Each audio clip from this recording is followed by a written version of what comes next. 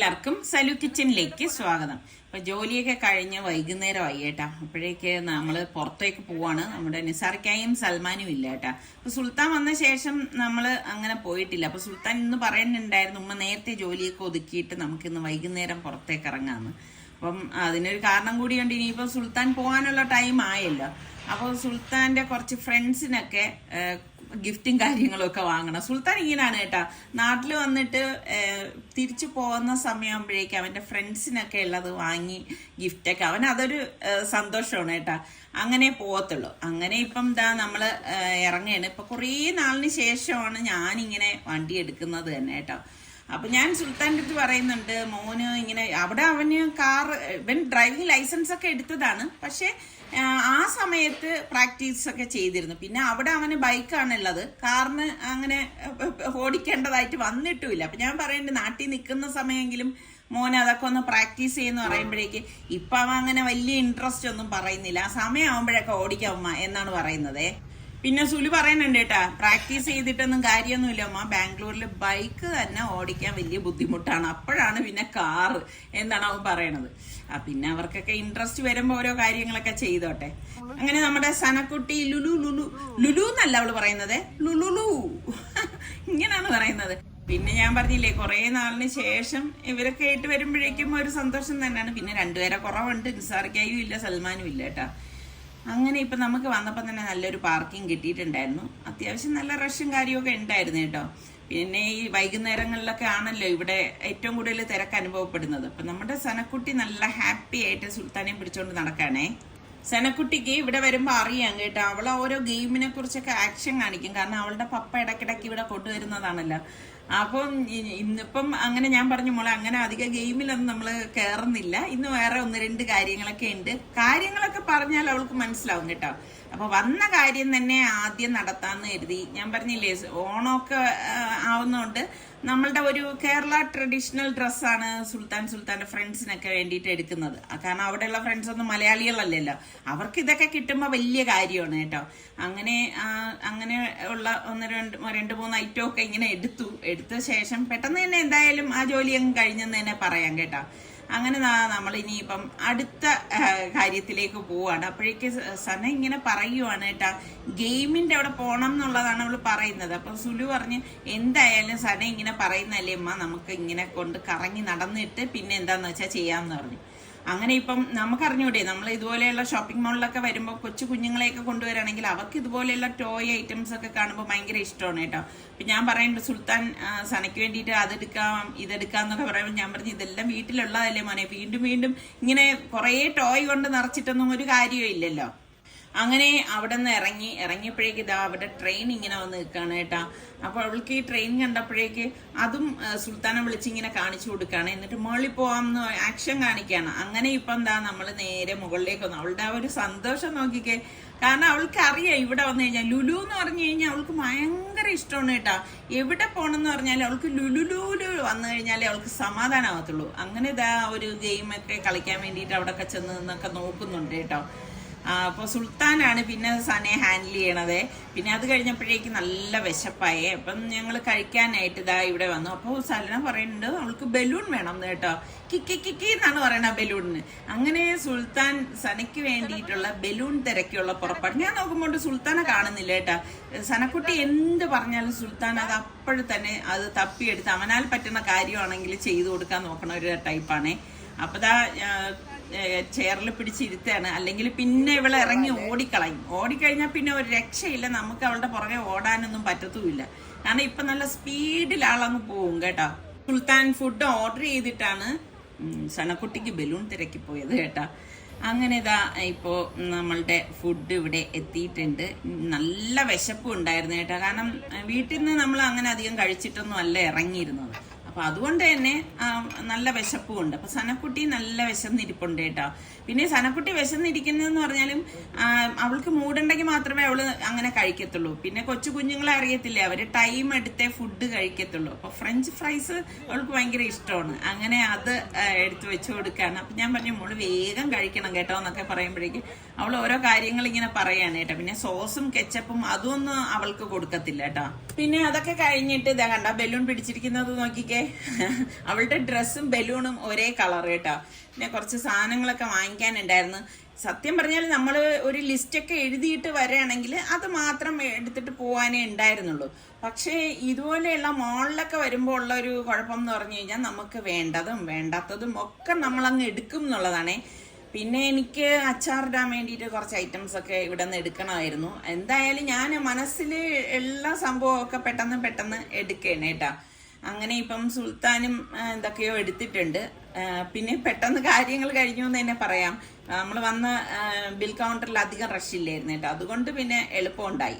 കൗണ്ടറിലൊക്കെ rush വരുമ്പോഴാണ് പിന്നെ ഭയങ്കര പാടാവുന്നത്. എന്തായാലും ഇതെല്ലാം കൂടി കഴിഞ്ഞു വന്നപ്പോൾ തന്നെ കുറേ നേരമായി കേട്ടോ. ഇനി ഞാൻ അച്ചാർ ഉണ്ടാക്കണം എന്നൊക്കെ പറഞ്ഞില്ലേ, അത് നമ്മുടെ സുൽത്താന് കൊണ്ടുപോകാൻ വേണ്ടിയിട്ടാണ് കേട്ടോ. അപ്പോൾ ഇനിയിപ്പം വീട്ടിൽ ചെന്നിട്ട് ഇനി അച്ചാർ ഉണ്ടാക്കലൊന്നും നടക്കത്തില്ല. അതിനി നാളെ ഉണ്ടാക്കലേ നടക്കത്തുള്ളൂ. പിന്നെ ഞാൻ സുൽത്താൻ വരുന്നതിന് മുൻപ് തന്നെ 1-2 അച്ചാറൊക്കെ ഇങ്ങനെ ഉണ്ടാക്കി വയ്ക്കും കേട്ടോ. പിള്ളേർ വരും എന്നറിയുമ്പം അച്ചാർ അങ്ങനെ അധികം കഴിച്ചുകൂടെങ്കിലും ഞാൻ വിചാരിക്കും ഇവർക്ക് കഞ്ഞിയോ എന്തെങ്കിലും ഉണ്ടാക്കുകയാണെങ്കിൽ അതിൻ്റെ കൂടെ കുറച്ച് കഴിച്ചാൽ മതിയല്ലോ. അങ്ങനെ ഉണ്ടാക്കി വെക്കുന്നതാണ്. പിന്നെ സാധാരണ അച്ചാർ ഉണ്ടാക്കുന്ന പോലെ ഞാൻ ഉപ്പൊന്നും ഒരുപാടൊന്നും ഇടത്തില്ല കേട്ടോ. നമ്മൾ കറികൾക്ക് ഉപയോഗിക്കുന്ന അത്ര തന്നെ ഉപ്പ് ഉപയോഗിക്കാറുള്ളൂ. അങ്ങനെ ഇപ്പം ഇനിയിപ്പം നമ്മൾ വീട്ടിലേക്ക് പോവാണേ. നമ്മൾ ഈ ഡ്രൈവിംഗ് പഠിച്ചവരെ നമ്മൾ എടുക്കുമ്പം ആദ്യം നമുക്ക് കുറച്ചൊരു അറപ്പുണ്ടാവും കേട്ടോ. കാരണം അങ്ങോട്ട് ഒരു ഒഴുക്ക് കിട്ടത്തില്ല. പിന്നെ അങ്ങോട്ട് വരുമ്പോഴേക്ക് എല്ലാം സ്മൂത്ത് ആവും. ശരിക്കും നമ്മൾ പെണ്ണുങ്ങളായാലും ആണുങ്ങളായാലും ഡ്രൈവിംഗ് അത്യാവശ്യം അറിഞ്ഞിരിക്കണം എന്നുള്ളത് തന്നെയാണ്. നമുക്ക് ഏതൊരു സാഹചര്യത്തിൽ വന്നു കഴിഞ്ഞാൽ നമുക്ക് വണ്ടി എടുക്കാൻ കഴിഞ്ഞു കഴിഞ്ഞാൽ അത് തന്നെ വലിയൊരു കാര്യമല്ലേ. എനിക്കറിയാം കുറേ പേരിങ്ങനെ ഡ്രൈവിംഗ് ലൈസൻസ് എടുത്തിട്ട് വണ്ടി എടുക്കാത്തവര്. അങ്ങനെയുള്ളവരൊക്കെ നമ്മളുടെ കൂട്ടത്തിൽ ഉണ്ടെങ്കിൽ ഒന്ന് കമന്റ് ചെയ്യട്ടാ. എന്തായാലും നിങ്ങളും ഡ്രൈവ് ചെയ്യാൻ നോക്കുക കേട്ടാ.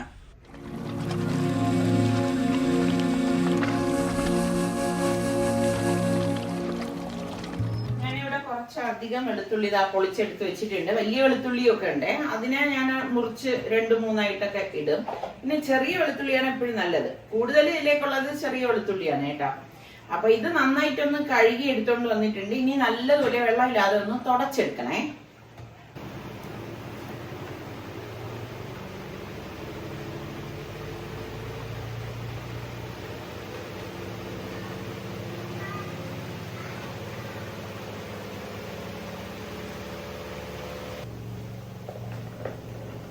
ഒരു ടവലിലോ ടിഷ്യൂലോ വെച്ച് നന്നായിട്ട് നമുക്ക് തുടച്ചെടുക്കാം.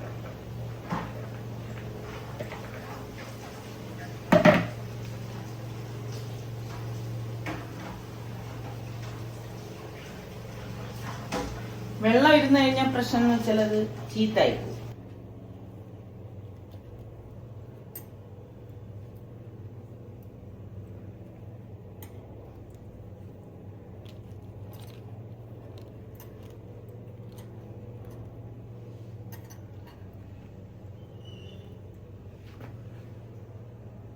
ചിലത് ഇതുപോലെ വലുതുണ്ട്. അപ്പം നെടുക ഇങ്ങനെ ഒന്ന് കീറിയിട്ട് 2-3 കട്ട് ചെയ്തിടാം. ആ വെളുത്തുള്ളിയുടെ വലിപ്പം അനുസരിച്ച് കണ്ടോ. ബാക്കിയൊക്കെ ഇതുപോലത്തെ ചെറിയ വെളുത്തുള്ളിയാണ്. ഇതൊക്കെ നമ്മൾ നല്ല സൂക്ഷ്മതയോടെ ചെയ്യുകയാണെങ്കിലുണ്ടല്ലോ കുറേ കാലം ഇരിക്കും. പെട്ടെന്നൊന്നും കേടാകത്തില്ല. പിന്നെ എപ്പോഴും നമ്മൾ ബൾക്കായിട്ട് ഉണ്ടാക്കി വെക്കുന്നതിന് നല്ലത് ഇതുപോലെ കുറച്ച് ഉണ്ടാക്കി എടുക്കുന്നതാണേ.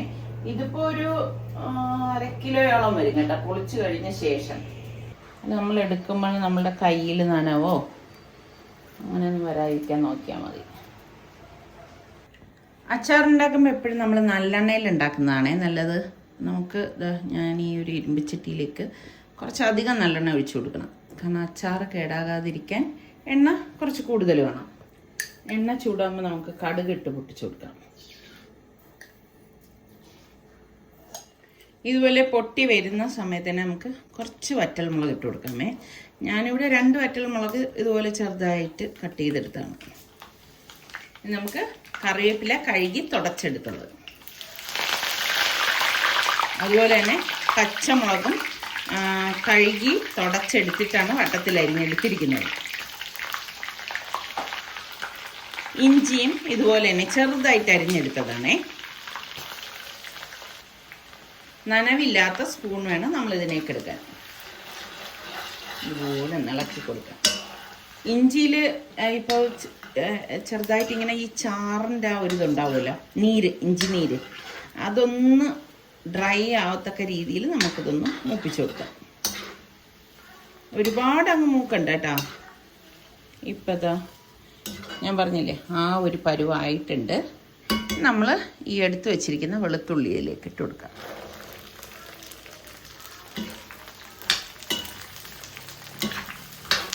ഇനി ഫ്ലെയിം കുറച്ചിട്ട് വേണം നമ്മളിത് ഇളക്കി കൊടുക്കാനുള്ളത്. ഇതിങ്ങനെ കരിഞ്ഞു പോകാൻ ചെയ്യരുത്, എന്നാൽ ഇത് വെന്ത് കിട്ടേം വേണം. അപ്പം ഞാൻ ഫ്ലെയിം ഒന്ന് നന്നായിട്ടൊന്ന് കുറച്ച് കൊടുക്കണേ.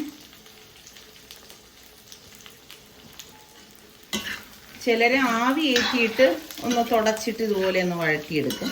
അതൊക്കെ ഓരോരുത്തരുടെ ഇഷ്ടം. ഇതിപ്പോൾ ഞാൻ ഇതുപോലെയാണ് വഴറ്റിയെടുക്കുന്നത്. അപ്പോൾ ഇത് നമുക്ക് വഴറ്റുന്നതിനോടൊപ്പം തന്നെ ഉപ്പ് ഇതിലേക്ക് അച്ചാറിന് ആവശ്യമുള്ള ഉപ്പിട്ട് കൊടുക്കാം. അച്ചാറാണെന്ന് കരുതിയിട്ട് ഞാൻ ഓവറായിട്ട് ഉപ്പ് ഇടാറില്ല. ഞാൻ ഇത്രയും ചേർത്ത് കൊടുക്കുന്നു. നമ്മൾ ഈ സമയത്ത് ചേർത്ത് കൊടുത്താലുള്ള ഗുണം എന്ന് പറഞ്ഞാൽ ആ വെളുത്തുള്ളിയിലേക്ക് ഉപ്പ് ചേരും. എന്താ നമ്മളെ എന്ത് ചെയ്യുക? മീനല്ലേ ഇത്? ഇത് വെളുത്തുള്ളി, ഗാർലിക്. എന്താണ് ഉമ്മ എന്ത് ചെയ്യുക? എന്ത് വഴറ്റുന്നല്ലേ? Okay okay. മണം അടിക്കുന്നുണ്ടാ?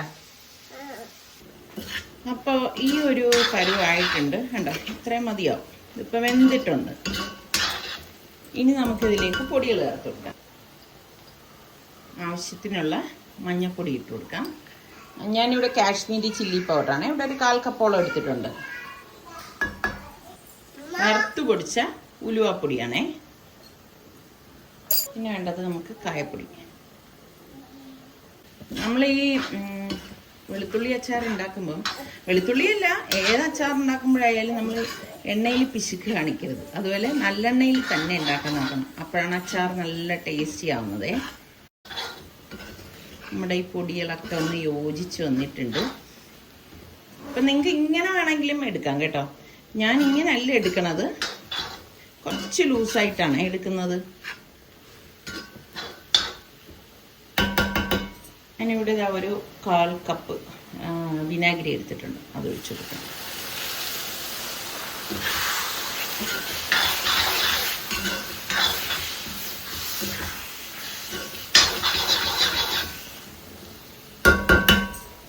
വിനാഗിരിക്കൊപ്പം തന്നെ ഞാനിവിടെ ഒരു 1/4 കപ്പ് തിളച്ച വെള്ളം കൂടി ഒഴിച്ചു കൊടുക്കുകയാണേ.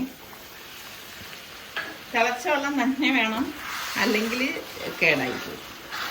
ഞാൻ പറഞ്ഞില്ലേ ഞാൻ കുറച്ച് ലൂസാക്കി എടുക്കുന്നുണ്ട്. അത് ചാറോട് കൂടിയിട്ടാണ് എടുക്കണത്. അതുകൊണ്ടാണ് തിളച്ച വെള്ളം എടുത്തത്. പക്ഷേ ഇത് ഇനിയിപ്പം തിളച്ച വെള്ളം ഒഴിച്ചിട്ട് നമ്മൾ നന്നായിട്ടൊന്ന് ഇളക്കി കൊടുത്ത ശേഷം ഗ്യാസ് ഓഫ് ചെയ്ത് കൊടുക്കേ. ഇത് ഇരുന്ന് തണുക്കുമ്പോൾ കുറച്ചും കൂടി ഒന്ന് തിക്കാവും കേട്ടോ. അപ്പോഴേക്കും നമുക്ക് കുറച്ചുകൂടി ലൂസ് വേണമെങ്കിൽ ഈ സമയത്ത് നമ്മൾ കുറച്ചുകൂടി വെള്ളം ഒന്ന് ഒഴിച്ചു കൊടുക്കണം.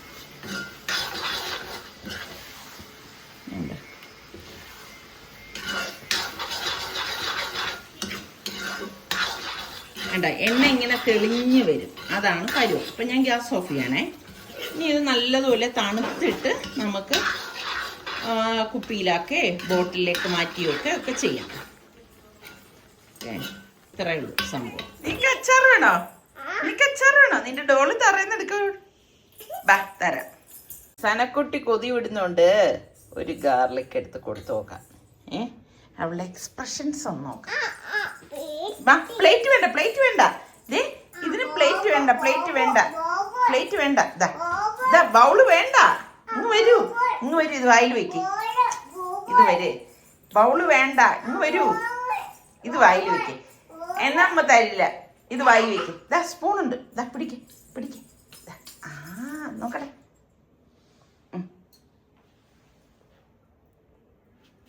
ഇങ്ങനെയുണ്ട്, ഇങ്ങനെയുണ്ട്. എവിടെ? ഇങ്ങോട്ട് വെക്കേ. ഇങ്ങനെയുണ്ട്. കൊള്ളാമോ? ഇങ്ങനെ ഇനി വേണ്ട, ഇനി വേണ്ട. അയ്യേ, കൊതി വിട്ടുണ്ടെന്നല്ലേ. കുഞ്ഞുങ്ങൾ അച്ചാർ കഴിച്ചുവിടാ. Okay okay okay. വെള്ളം തരാമേ. ഇതാ നമ്മളുടെ വെളുത്തുള്ളി അച്ചാറൊക്കെ തണുത്തിട്ടുണ്ടേ. ഞാനിതാ ഇവിടെ 2 കുപ്പി എടുത്തിട്ടുണ്ട്. ഈ കുപ്പികളിൽ ഒന്ന് സുലുവിനും ഒന്ന് റിച്ചുവിനും ഒന്നാക്കി വെക്കണേ. നല്ല ടേസ്റ്റാണെന്നേ. ഇപ്പം കഞ്ഞിയൊക്കെ ഉണ്ടെങ്കിൽ നമുക്ക് ഈ ഒരു അച്ചാറുണ്ടെങ്കിൽ അടിപൊളിയായിട്ട് നമുക്ക് കഞ്ഞി കുടിക്കാം. അപ്പോൾ വെളുത്തുള്ളി അച്ചാർ ഇഷ്ടമുള്ളവരൊക്കെ ഒന്ന് പറയേട്ടാ. എന്താടാ ചക്കരേ?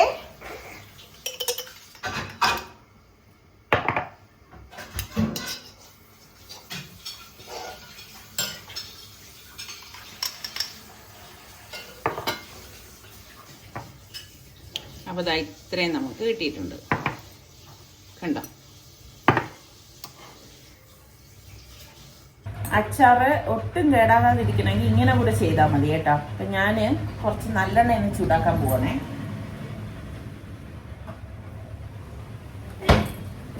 അതായത് കുറച്ച് മതി. അതായത് നമ്മൾ ബോട്ടിൽ നിറച്ച് വെച്ചിട്ട് അതിൻ്റെ മീതെ ഈ നല്ലെണ്ണ തിളപ്പിച്ച് തണുപ്പിക്കുന്ന ഈ ഒരു നല്ലെണ്ണ നമുക്ക് മീതെ ഒഴിച്ചു കൊടുക്കും. തണുത്ത ശേഷം അതായത് അതിൻ്റെ മീതെ ഇതൊന്നും ഒഴിച്ചു കൊടുത്താൽ മതി.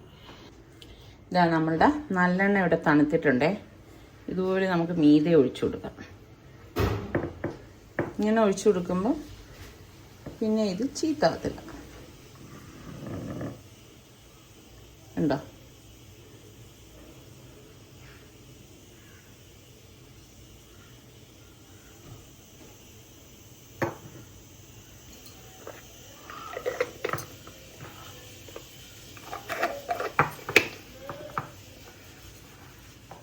നല്ലതുപോലെ ഇത് കവർ ചെയ്ത് കൊടുത്തിട്ടുണ്ട്. സുലുവിനും റിച്ചുവിനുമുള്ള ഗാർലിക് അച്ചാറാണ്.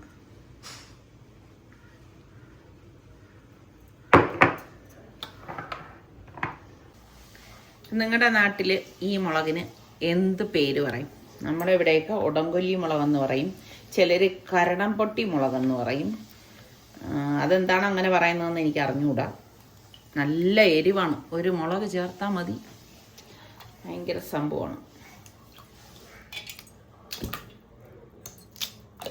അപ്പോൾ ഇപ്രാവശ്യം സുൽത്താന് ഇങ്ങനെ വൈറ്റ് കളറിലെ കപ്പ വേണം എന്ന് പറഞ്ഞു. അതായത് ഇങ്ങനെ വേവിക്കുന്നത്. ഇനി ഞാനിത് ഇതെല്ലാം കട്ട് ചെയ്തിട്ട് വേവിക്കാൻ വെക്കണേ. നന്നായിട്ടൊന്ന് കഴുകുവേ. കഴുകിയിട്ടായിരിക്കും ചൂടുവെള്ളം ഒഴിച്ചിട്ടാണ് ഞാൻ വേവിച്ചെടുക്കുന്നത്. ഞാൻ എപ്പോഴും പറയുന്ന പോലെ 2 വെള്ളത്തിൽ നമ്മൾ കപ്പ വേവിച്ചെടുക്കും. ഇതിലിപ്പോൾ ഞാൻ പച്ചമുളകോ കറിവേപ്പിലോ ഒന്നും ഇടുന്നില്ല കേട്ടോ. ഒന്ന് തിളച്ച് ഒന്ന് വരുമ്പോഴേക്ക് ഞാൻ ഈ വെള്ളം മാറ്റിയിട്ട് വേറെ വെള്ളം വയ്ക്കുവേ. എൻ്റെ കയ്യിൽ പെരിഞ്ചീരകം പൊടിച്ചത് തീർന്നു പോയി. കുറച്ച് പെരിഞ്ചീരകം ഒന്ന് ഇത് കഴുകി ഉണക്കി വെച്ചിരിക്കുന്നതാണ് വറുത്തെടുക്കുന്നത്.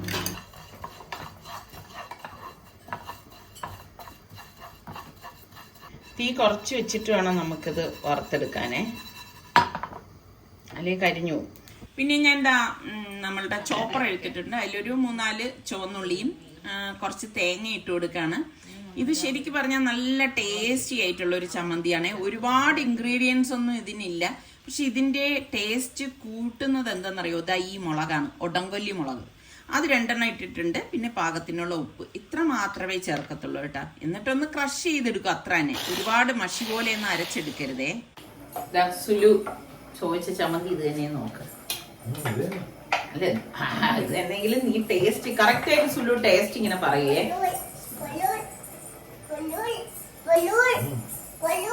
ഉണ്ടല്ലോ എരിവ് മതിയാ? ഇനി വേണോ? ഓക്കെ. സുലുവിന്റെ മച്ചീനി ഇവിടെ. ഇനി ഏത് അതാണോ? ഉള്ളിയും മുളകും പുളിയും അതല്ലേ? സുലുവിനെല്ലാം ഇപ്രാവശ്യം നാടൻ ഫുഡ് മതി. അവിടത്തെ കഴിച്ച് മടുത്തു. കർണാടക ഫുഡ്. മരിച്ചിനി ഇട്ടില്ലേ അവനെ അവിടെ? ഞാനിത് 2ാമത്തെ വെള്ളത്തിൽ വേവിക്കാൻ വെച്ചതാണേ.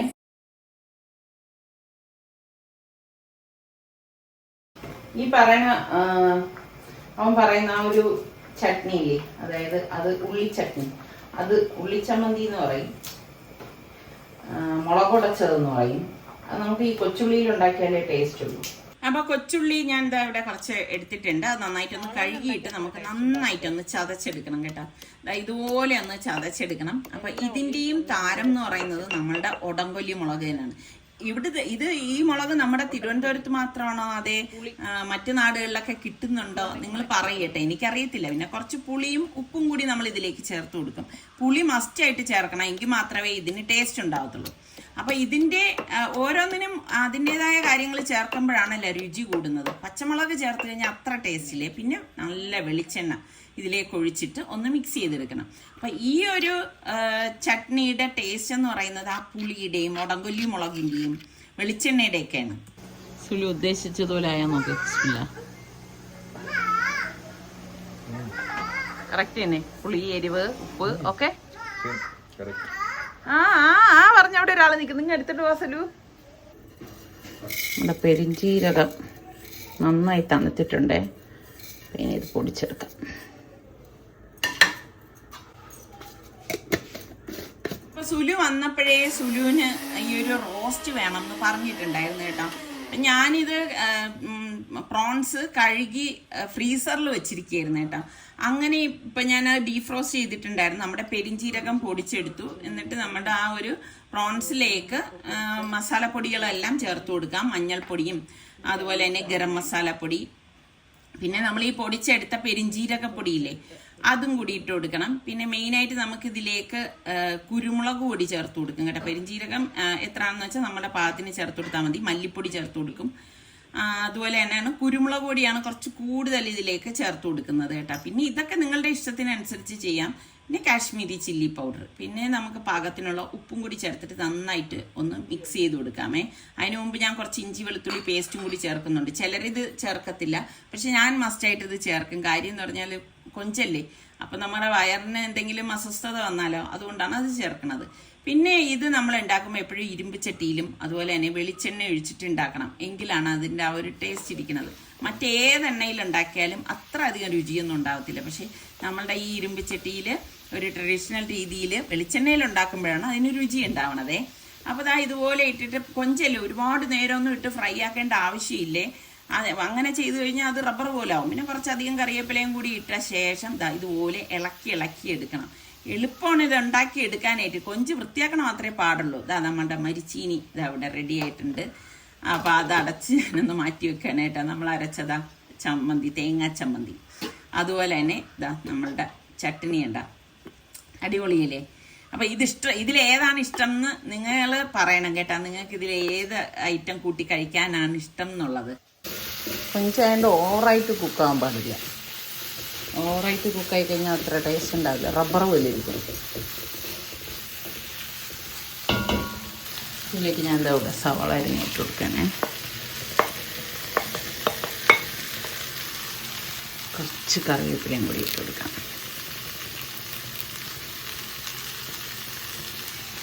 കുറച്ച് പെരുംജീരകം പൊടിച്ചതും കുറച്ച് കുരുമുളക് പൊടിയും കൂടി ഇട്ടു. ലേശം ഉപ്പും കൂടെ. ഒരുപാട് അങ്ങ് കുക്കാവണ്ടേ, നമുക്ക് സവാള കടിക്കാൻ കിട്ടണം. ഇത്രയും മതി. വേണ്ട, ഇങ്ങനെ കഴിക്കാനാണ് നല്ല ടേസ്റ്റ്.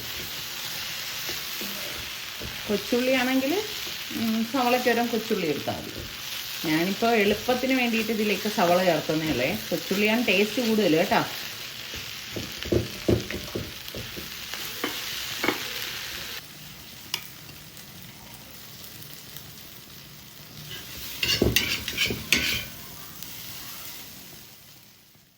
നമ്മുടെ കൊഞ്ച് റോസ്റ്റും റെഡി ആയിട്ടുണ്ടേ.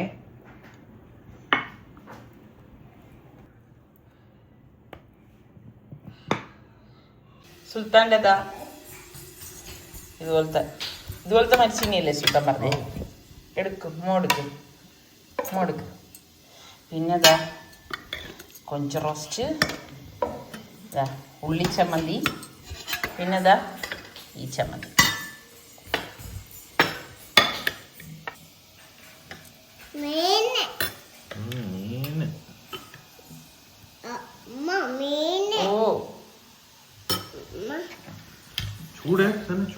സനക്കുട്ടി ഇത് ചൂടാ. അങ്ങനെയുണ്ട് നോക്കിയേ.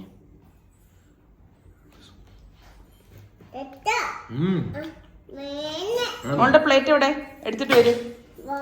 കൊള്ളാമോ? ഓക്കെ. ശാലു കുളി കഴിഞ്ഞെത്തിയതേ ഉള്ളൂ.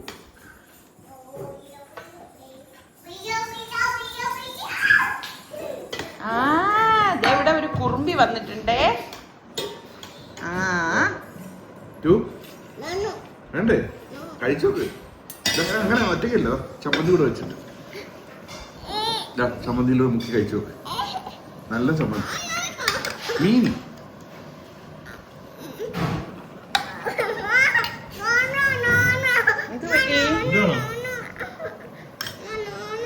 ഇത് വേണ്ടേ കഴിച്ചോക്ക്. ഞാൻ പീസ് വെച്ചിട്ട് വേണമെങ്കിൽ കഴിച്ചാ മതി. അപ്പൊ അയച്ചത്ര നിർബന്ധിക്കണ്ട. അപ്പൊ അയച്ചത്ര